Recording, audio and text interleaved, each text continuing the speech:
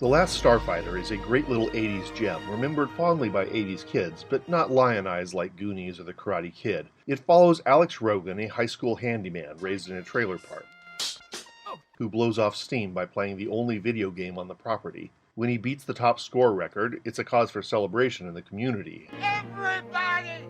Alex is going for the record! Take a hand. Take a hand.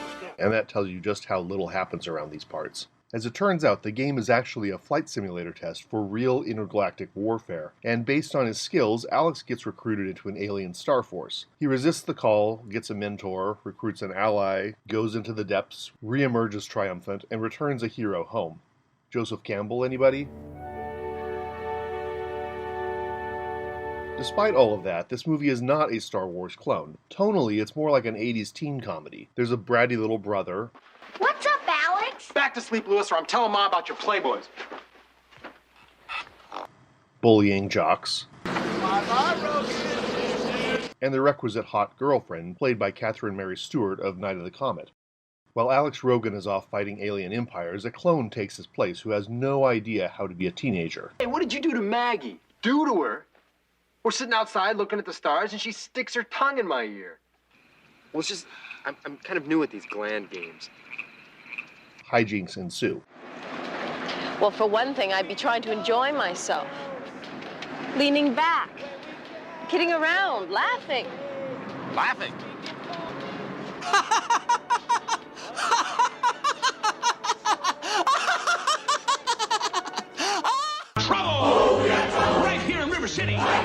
This film marks the last appearance of Robert Preston, best known as the huckster salesman Henry Hill in 1962's The Music Man. In The Last Starfighter, Preston plays Centauri, the intergalactic version of that same character. Once Centauri is out of the story, Alex joins up with Grieg, played by the classy actor Dan O'Hurley from Huston's The Dead and Buñuel's Robinson Crusoe.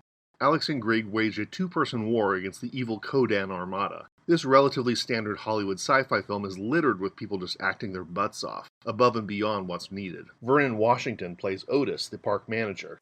You get your chance. Important thing is when it comes, you gotta grab it with both hands. Hold on tight. And he invests that scene where Alex beats the video game record with real passion.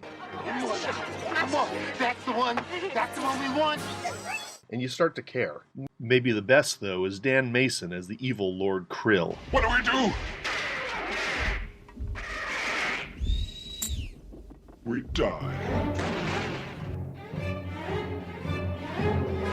Most mentions of this film focus on its early extensive uses of CGI, and the CGI is good enough that as a kid I didn't even notice that it was new technology. But I'd like to highlight the heart and soul poured into this by composer Craig Safan. Safan mostly did work for middle-of-the-road films like Remo Williams or Nightmare on Elm Street 4. Always reliable, but not what you remember from a movie. He did receive multiple honors for his work on TV's Cheers. The Last Starfighter, despite its solid cast and innovative effects, really triumphs because of Safan. It's a small film where the score elevates it to become epic. Safan's music tells you just how huge the conflict is, even if it's set in a trailer park, a modest space station, a cockpit, and in a bunch of CGI space battles. B-movie elements are treated like they're Gone with the Wind, bigger than Star Wars as Craig Safan enthusiastically hoped.